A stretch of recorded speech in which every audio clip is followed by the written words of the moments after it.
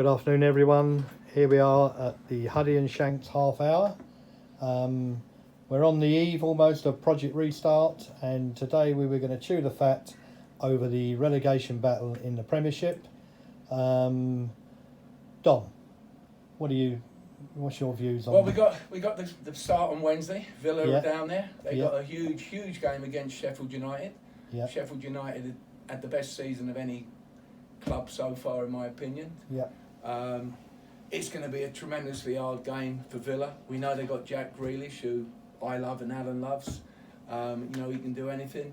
But they're going to play against Sheffield United. They're going to be so up for this. Billy Sharp and the midfield players, they've signed new contracts. Yeah. It's one big happy family at Sheffield. And I should think that United will be going there fully thinking they're going to get a big victory. And during the lockdown with the German leagues, a lot of the away teams have won. Obviously one of the reasons could be because they've got no home support, no home advantage. So Sheffield United will be going there, in my opinion, guns blazing and probably get a result. Alan, what do you think? Do you think Villa are going to escape? The interesting thing about this game is it would have been a fantastic match if it would have been a full house at Villa Park, because it's such a crucial game for both teams. Yeah. And also crucial to my favourite player, who's Grealish. And I think everything Villa's done has come through him, and their season kind of rests on him. Right. If Jack can do it for the last few games, Villa will be safe. And what is it about Jack that you most admire? Well, I think Jack is. I'm like Don likes a defender who smashes people and everything else. I'm one of those more subtle types. Cut that out. Don't make me laugh because the phone shakes. I'm more subtle. I love the old style inside forward, which is we've ignored in our country for a long time, especially at national level. And Jack has brought that back. Jack is the closest thing to the 70s. Right. The Tony Currys of our world, and he's the one player. He comes out, he's arrogant. He's got his socks rolled down. Yeah. He's confident. He can take a knock. He is a bit like Huddy was, He ain't got that little style about him. He's got the swagger. Yeah. So he can move on the ball. He gets into the zones. He does a little dive now and then when all of a sudden the defender's made a little bit of a rig and he makes a meal of it. But generally, there'd be when he's well advanced and all of a sudden he wants that free kick there.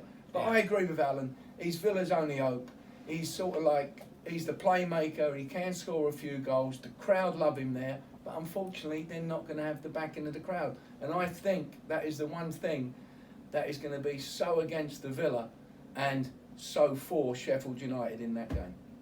So you're both saying, really, if Villa lose Grealish, they're... Well, they won't lose him before the last... No, but I'm talking in the future. But he's a local lad. He loves the club. Yeah. But can they keep him? But then again, who's going to buy him? Because nobody's come in for him so far. I can't believe that Chelsea never bought him. No. I thought he'd have been top of Frank's list. But he's a bit like you, Al. He did break the curfew the other week. And well, he did break the curfew. Out at 4 a.m. Yeah, no, I agree with him. Absolutely. Are you suggesting that Alan would have broken the curfew if he was? No, Alan was I wouldn't have got caught. Very well behaved individual. No, I wouldn't have got caught. Or you, Don. Oh no, I wouldn't have come in. I wouldn't have left that nightclub. No, exactly. So no, Jack was a naughty boy the other day, but all the naughty boys are the best players. We've got to forgive him because he is total quality. I mean, Gascoigne was the last one that with this kind of ability, and he broke the rules a lot, didn't he? Yeah. Okay, should we talk about the other clubs down there? You got Brighton, West Ham, Watford. Well, I'll have a word about my old team, Go on. Brighton. Yeah, please. please. Obviously, they're down there. They're 6 from bottom, so they've got the best chance to escape. Yeah. They got the best goal difference. I think they're -5. Right. Which for a team down there is, a very strong number. At the back, they got the 2 big guys, Dunk and Duffy. Right. I think they grind out results, and I do feel that they're in a position that they can sort of win an odd game, get 2 or 3 draws, and probably that'll be enough. Right. But they're playing again. They were a well-supported team in the Amex Stadium. They had the fans down there were tremendous for Brighton. Yeah. And now again they haven't got them. And Brighton have been one of the clubs that have been sort of saying we really want to keep the home advantage. I don't know whether there is any home advantage for anybody.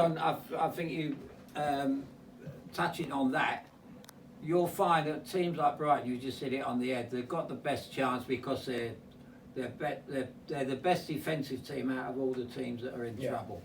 They're the best organised. They got their big lads at the back, and the teams that defend and kind of stop the other team playing are the teams that are going to benefit from having no crowd. Right. Yeah. The attacking teams are the teams that want the crowd, and the crowd crowd behind roar them, them lift on. them And, up. Yeah. you know, the them Liverpool players get excited. Salah gets a ball, and the crowd go wow. Yeah. Well, that ain't going to happen. No. So this is going to benefit the likes of Brighton in this tough time. I mean, Well, there is no home advantage without a crowd, There is isn't, it? there isn't. No. I mean, but as Alan said, when you got Bournemouth, it's full house, maybe 12,000. The Amex, I think, is about 27 or something, whatever it might be.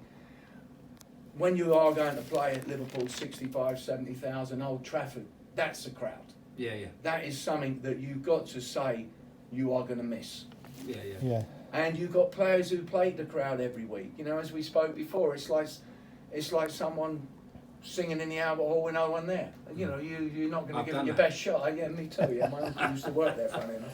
And, Well, that was That was the Albert I'm pub. hoping Brighton get out of it. We'll have to wait. So if we're surmising that Villa and Brighton are going to get out of it, we're saying Watford, West Ham, I'm and not Bournemouth. saying Villa are getting out of it. No. I think you're Brighton not? will get out of it. Villa have got. I think I think the point is the big point here is if Jack Grealish can perform and show how good he is over these last. But the other boys have got to be in it with him. You know what I mean? They got to It's be in it with him. Everyone's got to have the A game in this time. I know The that's because relegation you're was a team player, Don. Yeah. Yeah.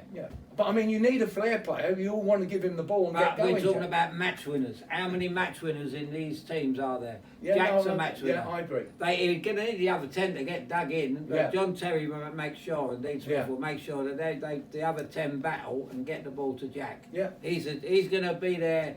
I hope you saving- don't get red carded, Jack, at any time. Oh, here we go. You want to get injured now? You back someone else. No, but Jack is the key to Villa's hopes, really. Yeah. I agree. So we've also got Bournemouth pretty down there. Well, It'll be yeah, a sad day if Bournemouth- they go. Do you agree? It's a sad day. I mean, Eddie Howe's done tremendous down Yeah. there. Like, you know, they haven't had big money. They haven't got the big support, as in the stadium's only a small stadium. But season after season, like, they produce results. Well, exactly. You know, they've had good wins. They've been scoring goals. A good footballing team. He's always played good football down there. And it is a shame to see Bournemouth down there, really. I think they're going to, John. I think they're going through a little bit of they sold players. They've had that Callum Wilson. He got. I mean, Eddie's been there a long time. Maybe it's time someone else comes in. No, I don't don't know. think so. No. Okay. I think. No, Eddie, I like Eddie. I do. No, I think Just- he's done Just fantastically the point. well. I think we can rush into getting rid of managers, and Right. I don't think he'll want to move. They won't. I think they're going through. I really do think they're going through a transition. We always look to Bournemouth to get out of it. We always look to them to score goals. Yeah. And they always seem to do it. I don't really know whether they can quite do it this year. No. Okay.